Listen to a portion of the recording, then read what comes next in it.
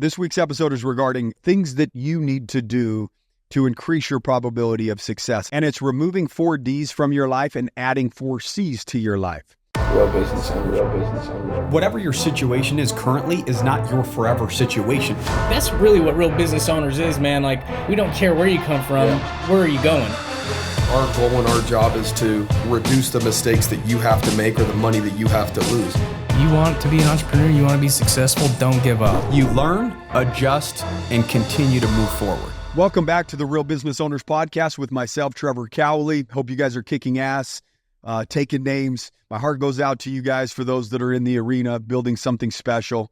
God, it's a brutal but yet beautiful journey. And so I commend you for listening to information like this, trying to grow and change your perspective so that you have the ability to gain a perspective that can keep you in the fight, because I know how easy it is to, want to quit and give up when you're in the middle of, getting your face punched in, trying to build and grow a business and, manage people and, deal with the finances and the headaches and the long hours, all that good stuff. And so believe me, I know exactly what it's like, and that's why this show exists. And that's why the Real Business Owners Inner Circle exists, so you could have supportive people. And so if that's something that you're interested in, go to joinrbo.com. Guys, this week's episode is regarding how you will have the ability to see the level of success that you want to see. You started this for a reason, and my guess is you wanted financial security, some sort of level of freedom, so that you have the ability to, go where you want, do what you want, provide a lifestyle for your family that maybe you didn't have growing up, a level of security that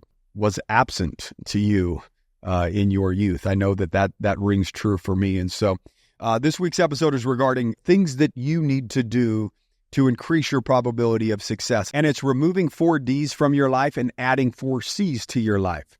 And the first D that we need to remove is distraction. Everybody in the year 2024 is highly distracted. Why? Because we're having a lot of information that's just marketed to us. We're addicted to our phones. We're addicted to stimulation, I guess is probably the right word. And so right when we sit down to get focused and to get things done, what happens? Our phone rings, something is calling we get an email, we've got to jump into that email. We decide after we answer the email, hey, let's just check in on social media. Let's see what's going on Facebook. Let's see what's going on Instagram. I'm not a TikToker, but I've heard about the black hole that is TikTok that sucks people in for hours. That's why I choose not to have the app on my phone. It's like I don't need any more distractions than what I'm currently trying to avoid at this point. And so even for me, sleeping at night is very difficult because my phone will go off at 10, 11, 12 o'clock at night because I know people all over the country. Some people in California, it's 10 o'clock at night and they'll shoot a text. Well, it's 11 o'clock my time. Or if somebody that I know on the East Coast is waking up and it's 6:30 or 7 in the morning, guess what? That's 4:30 in the morning my time. So my phone would be going off 10:30, 11:30, 12 o'clock. And then sometimes it would be going off at 4:30, 5 in the morning. It's like I couldn't escape this thing. And so what I decided to do is remove that distraction so that I have the ability to have quality sleep. Right? So I put it on airplane mode so nobody can get a hold of me and nobody can communicate with me from literally 10 p.m. until 5 a.m. in the morning. And even then, I don't turn it off of airplane mode for a minute as I kind of just wake up and, get myself ready to go for my 10-mile run. And so I've had to remove distractions just so that my quality of sleep increases. And so the question is could you remove distractions so that the quality of work that you put in increases? I was on a call just recently with a Inner Circle member, and it was a kind of one of our group coaching calls. And he talked about, man, I'm really in it right now. I'm working 10, 12, 14-hour days. And I said, if you're looking for sympathy on anybody on this call, you're not going to fucking get it, because everybody understands what working 10, 12, 14-hour days looks like. This is the exchange that we have to make in order to receive a result that few people will ever receive. There's always a give and take. So we're willing to do that in order to receive more down the road. And that's just what we chose to do when we chose to start a business and get involved in this game, right? And so I basically said, look, to be quite honest with you, I don't fucking believe you. I don't believe that you're working 10, 12, 14-hour days. Now on the clock, 10, 12, 14 hours might pass by, but it's distracted 10, 12, 14-hour days. That's not real work time that you're putting in, because you would see the needle move in a massive way if you were putting in 10, 12, 14-hour days that were actually uninterrupted, undisturbed, and not distracted. It's impossible for you not to see massive, massive growth. My guess is you could get what you're trying to get done right now in 10, 12, 14 hours, probably in 6 or 7 hours every day if you remove the distractions. You sit at your computer and then you pick up your phone. Looking at your phone, just killing time. In other words, you're looking for mental stimulation. You don't want to do the hard, boring shit that nobody wants to do, but yet that's the requirement that we all have to do in order to get the result that we all want. So are you willing to go through the boring, uncool, unsexy stuff that really is unpostable on social media because nobody really gives a shit that you're sitting at your computer trying to move the needle, creating SOPs and replying to emails or sending invoices or reaching out to potential prospects, right? Like the uncool, unsexy stuff is what really moves the needle. And then when you're actually moving the needle, that's the stuff that usually is sexy. Like, hey, look, this is the result that I have. Boom, take a picture. And now people are saying, oh, wow, I want that. The problem is yeah, they want it, but they don't want what you have to do in order to receive that, right? And so we just need to be honest with ourselves. How much more could we accomplish if we were just undistracted?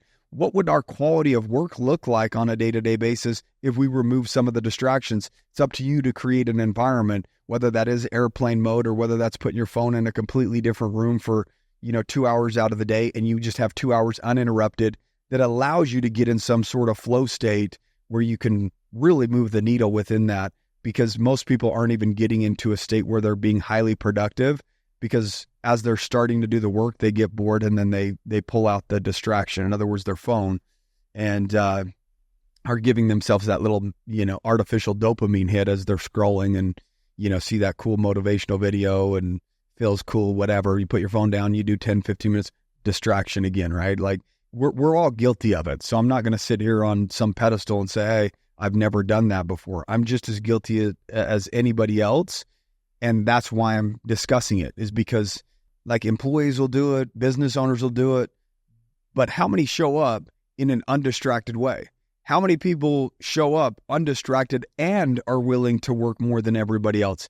And then that really starts creating a minority group of individuals that are willing to, show up undistracted and outwork people past kind of the 9 to 5, work schedule. And so distractions, huge one. We need to remove distractions. You know what your distractions are. The question is, what environment do you need to create that protects you from you so that you don't have to deal with that? Number 2 is division.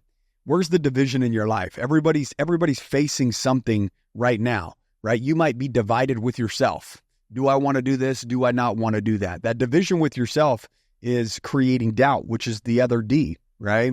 And there's division that could be happening in your organization between management and employees. There could be division between you and the employees. There could be division between you and a business partner. There could be division in a personal relationship that's causing you headache, strain, or problems when you go into the workplace. So there's a level of division that you have somewhere in your life that is a distraction and is causing you doubt. And guess what? If there's division in an organization, it can cause doubt between the employees. It can cause division between the employees. That's not a productive place to be. And if there's division, then you need to figure out what you can do to find some middle ground between management and staff, or you and a business partner, whatever it is. And if you can't come to a resolution, then you need to figure out how to remove yourself from the situation so that that division doesn't exist and you have the ability to operate in a manner that is going to produce a result. You're going to have to remove division from your life so that you don't have that as a distraction.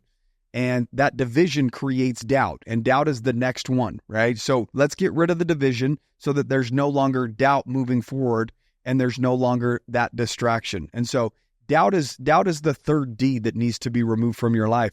The majority of people that I talk to, whether it's through DMs on social media, whether it's mastermind, there's always a level of doubt. They do not believe that they are worthy of the next level of success, so therefore they act in accordance to that belief. You label somebody else online that you're viewing that has a level of success that you don't have as different. They are not you, so therefore you will never obtain what it is that they have, and you act in accordance to that belief. In other words, you're shortchanging yourself, and you're not acting in a manner which could produce a high level of success because you're listening to your doubts, when in reality we all have a level of doubt about ourselves because of the way that we grew up or some of the information that we have about ourselves, right? Our brain sells us all of our shortcomings because it knows us better than anybody. Hey, that's not you. You've done this or you've done that. You did drugs. You didn't do well in school. You grew up poor. Whatever's causing that doubt, guess what? Yes, some of those things might be true, but are they true now? Probably not. Look around your environment. If you've got to the point where you're an entrepreneur and you're starting to see a level of success where you're just starting out in general, congratulations. You're doing something that very few people have the ability to do or the guts to do. You're taking risks and you're betting on yourself. This is where the doubt starts creeping in. This is where, when the doubt creeps in, you're going to want to distract yourself from actually doing the work that can move the needle. All of these D's kind of ball into one big thing because distractions are doubt. Distractions are division. Distractions are some of the discouragement that we have to go through. And that's the final D that you need to remove. So we've got distractions, we've got division, we've got doubt, and we've got discouragement. Those are the 4 D's that you need to remove from your life. What is causing you a level of discouragement that's not making you perform at the level that you know that you can perform at? And again, is it because there's division in your personal relationship, in your business relationships, in your organization that's creating discouragement, that's creating doubt, that's creating distractions? All of them go together. And so my guess is if you have 1 or 2 of these, you probably have all of these. Because if you have discouragement, it's regarding some sort of division or some sort of distraction or some sort of doubt that you're currently experiencing. And so what is it? What's causing you discouragement? Is it the lack of result that you're currently experiencing because you thought that this journey would be a little bit easier than it is? And there's a reason why I started the podcast with "My Heart Goes Out to You." Because there's been times where I was literally just laying on the floor, looking up at this, like, why am I doing this? I feel like I'm an honorable person. I'm trying to live my life in a manner which is of character. And if I'm doing everything right and I'm living in the right way, why would I have to be going through this? This doesn't make any sense. I thought all the people on social media says, if you do good, you get good. Well, guess what? If you do good, yeah, you do get good, but that doesn't mean that you don't have to go through your shit. I'm sorry to break it to you. A lot of the times, like if you're going through something right now, it's going to get better. I could tell you that right now for a fact. Here's also another truth that goes along with that. Before it gets better, it usually gets worse. But if you're currently experiencing a level of friction in your life, that is undeniable proof. We understand friction equals growth. So if you're doubting yourself because you're dealing with some discouragement and some friction, that's undeniable proof right there that there's an opportunity to get better. Friction creates growth. And so if you're going through that, that is the worst part right before it gets better. But again, even if you're dealing with some shit and you're receiving some blow after blow after blow, sometimes it does get worse. And there's that final death blow. The question is will you get up? And sometimes you don't even know why you should do it, because evidence says everything that I'm doing is not working. But if you keep the perspective that sometimes it has to get worse before it gets better, but it's inevitable. The sun has to come up. The sun has to come up. The darkness will go away and the sun will come up. And that's no different. The seasons of life. Guess what? You might be going through a winter. And when we're all going through winter and dealing with wintertime blues, we're like, fuck, man, I wish it was summertime. Your spring is around the corner. Your summer is around the corner. But guess what? So is fall and so is winter. These are the ebb and flows of business. So when you're dealing with the spring and summertime, take it in. And when you're dealing with the friction that is winter, also take it in and understand and have the perspective that this will get better. I'm going through what I'm going through for a reason. What's the lesson that I can currently extract to pop out the other side stronger, better, and more well prepared for the level of success that I'm looking for. And so let's move on to the 4 C's. The 4 C's are communicate, connect, commit, and care. Are you communicating effectively with those that you love and you care about? Are you communicating effectively with inside of your organization? Does your management communicate effectively between them and the employees? Do your employees communicate effectively to management in terms of what they're dealing with? Where's the disconnect that's creating the discouragement? Okay, that's what's happening. 99% of your problems, whether you're talking about customer service or whether you're talking about in your organization, all come down to a level of communication. Somebody's not communicating something that they're discouraged about, which ultimately festers and turns into resentment, and those resentments create divisiveness within inside your organization. Things become divided. So you have to have a level of communication that's open, right? You have to give sometimes honest and brutal feedback that might not be taken well. In other words, it gets worse before it gets better, right? We have to have those tough conversations and saying, hey, this is where I see you can improve, which might not feel good to somebody. But at the end of the day, if you love and you care about them, you want to give them feedback where they have the opportunity to step up and learn and grow and change and adapt so that they can continue to be valuable for you, your organization, or, with inside of your family, right? Like communication, that's literally 99% of your problems right now. Communication with your spouse, my guess is if there's a rift, it's probably a communication problem, right? So everything comes down to a high level of communication. And if you lack that, problems will then emerge. Number 2 is connect. How are you connecting with those that are in your organization? How are you connecting with those that you love and care about? How are you connecting with other individuals that have a different perspective than you that can help you elevate your game? How are you connecting with like-minded people so that you don't feel alone in this process?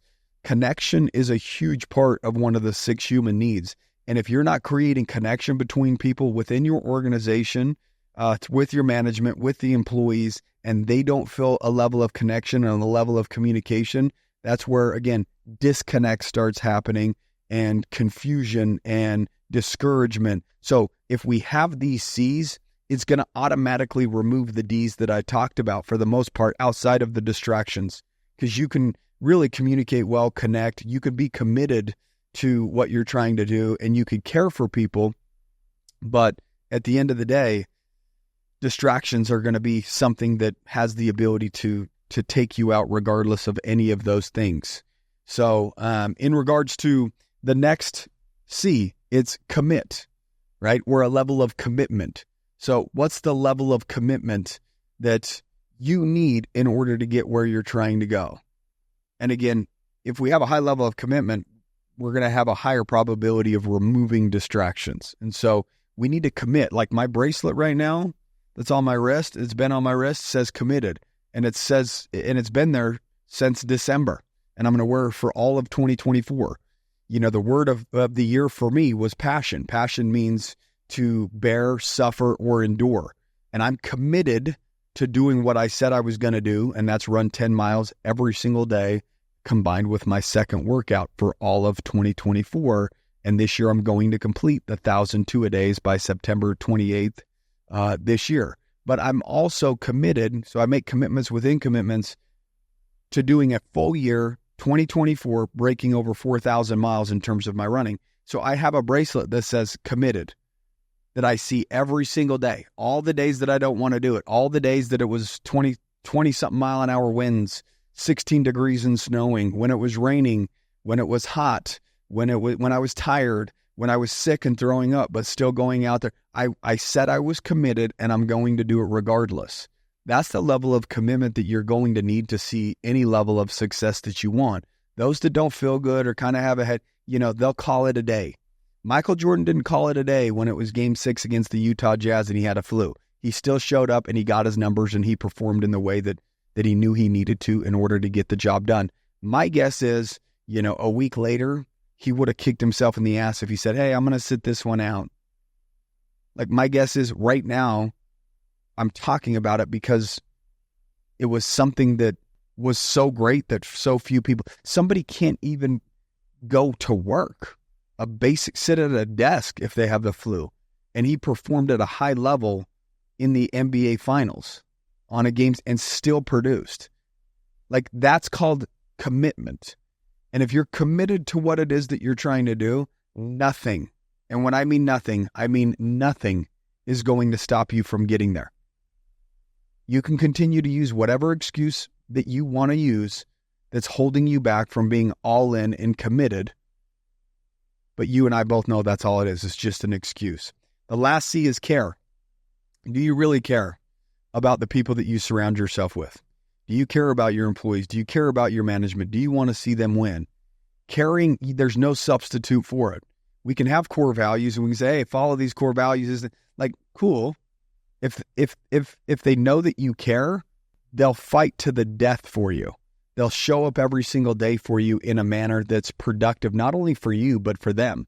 It'll enhance their life when they know that somebody's committed to them and they care about them and they're communicating with them and they feel that level of connection with the individual that they're working alongside or working for or working with, right?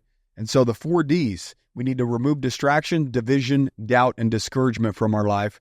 And the 4 Cs that we need to add to our life is a higher level of communication. We need to connect with people better. We need to commit to what we're really trying to accomplish, and all out commit. And we need to care to a level that very few people care. We need to show our employees that no matter where you go, whether you get paid more or you get paid less, it doesn't matter. You're never going to find somebody that's going to care about you more than me.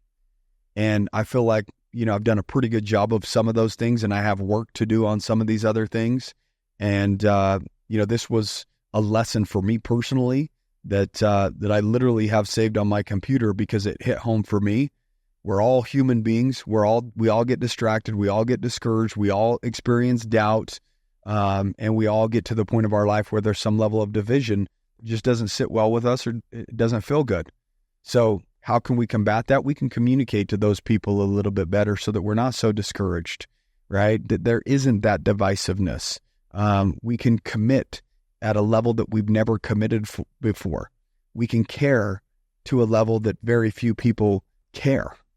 We can care to a level that nobody else has ever seen before, and we can connect with people at a whole different level, because everybody, for the most part, if we just say how it is very surface level these days. They don't really like to connect with people. It's, the social media Tinder world where we connect through DMs. We don't really connect in real life. And so if you show people that you love and you care about them, they'll produce in a manner that's conducive for the result that you want, and it will enhance their life as well, as I said previous. And so I hope this episode hit home for you. I hope it was valuable. And I know for me, it was a lesson when I read it that hit home for me. And so if you guys are struggling and you need help and you want to surround yourself with people, like I said, go to joinrbo.com.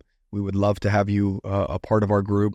You would have to pass a phone interview because we will not dilute the group with individuals that just aren't like-minded, that aren't of service-first type mentality.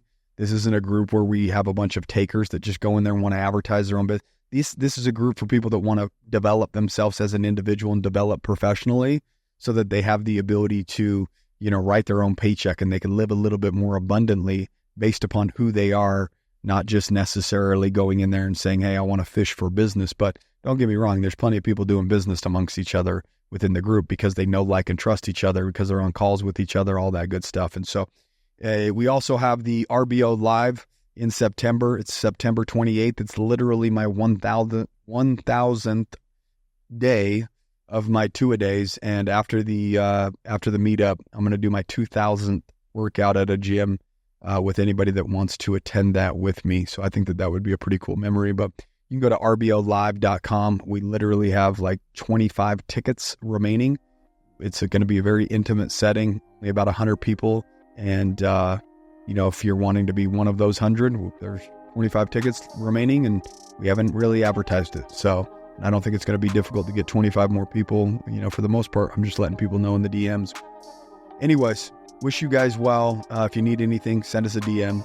As always, keep kicking ass.